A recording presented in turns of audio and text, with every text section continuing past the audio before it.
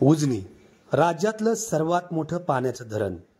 धरण म्हटलं की मासेमारी आलीच.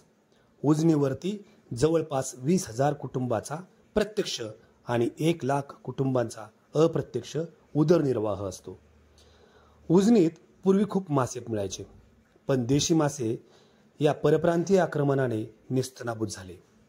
रोहू, कटला, मृगल, सिपर्निस अशासारखे देशी मासे इथं मिळेनात, कारण परप्रांतीय मच्छीमारांच्या छोट्या आकाराच्या जाळ्यांनी छोटे छोटे मासे देखील संपवले आणि परिणामी मोठे मासे हे देशी मासे सापडेनात.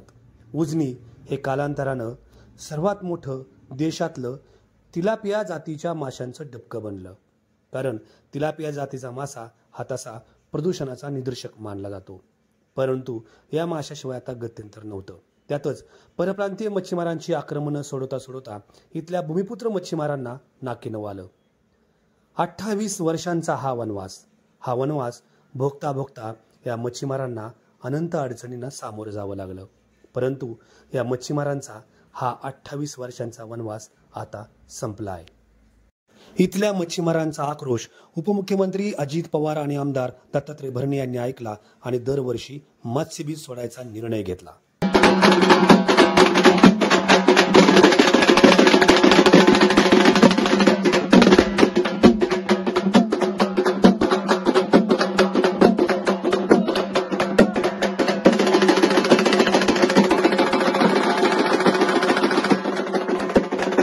जिल्हा नियोजन मंडळाच्या माध्यमातून उजनीमध्ये दरवर्षी 1 कोटी ते 1.5 कोटी मत्स्यबीज सोडण्याचा निर्णय या दोघांनी घेतला आणि परिणाम झाला असा की मासेमारांना चांगले दिवस आले. ह्या मच्छीमारांचे चांगले दिवस उजनीसाठी सुद्धा भवितव्याच्या दृष्टीनं अत्यंत उत्तम आहेत, कारण आता उजनीमध्ये चांगला देशी मासा मच्छीमारांच्या हातात सापडू लागला आहे. मच्छीमारांचं भविष्य बदलणाऱ्या या घटनेनं उजनीचं देखील भविष्य बदललंय. आता उजनीमध्ये दररोज लिलाव होताना फक्त तिलापिया मासा नाही तर असा रोहू मासा देखील विक्रेत्यांना मिळतो आणि या रोहू माशाच्या मच्छीमारीतून मच्छीमारांना देखील चांगले उत्पन्न मिळू लागलं आहे. खूप महत्वाचं बाबांनो, ही शेवटी आपली आई आहे. आई हे आज बुटकुली सोडतोय ना, ही आपली आई आहे. तुमच्या सगळ्यांचा संसार, तुमचं सगळं त्याच्यावरती सगळ्यांचा अवलंबून आहे. भैया मी आता तुम्हाला आजचं ह्या वर्षीचं 1 कोटी रुपयाचं आपण आज 1 कोटीचं बीज आपण सोडलेलं आहे. मी सांगतो तुमच्या भोई समाजाच्या सगळ्या मच्छीमार बांधव, वकील साहेब तुम्हाला सगळ्यांना सांगतो, हे ह्या वर्षी सोडलेलं आहे. हे कधी सोडलंय? ह्या मार्चच्या बजेटमध्ये सोडलंय. इथून पुढं डीपीडीसीचं जे बजेट होईल त्यामध्ये प्रत्येक वर्षी उजनीमध्ये 1 कोटी रुपये मासे हे प्रत्येक वर्षी सोडले जातील.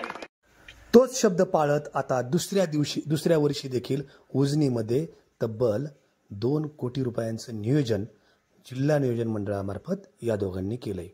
म्हणजेच या वर्षी देखील उजनीमध्ये कोट्यवधी मत्स्यबीज सोडलं जाणार आहे आणि त्यातूनच मच्छीमारांचा उत्कर्ष आणि भिगवणची जी प्रसिद्ध अशी मासेमारी आहे, प्रसिद्ध असा मासा आहे, तो देशाच्या पुण्यापासून हावड्यापर्यंत पोहोचेल यात शंका नाही.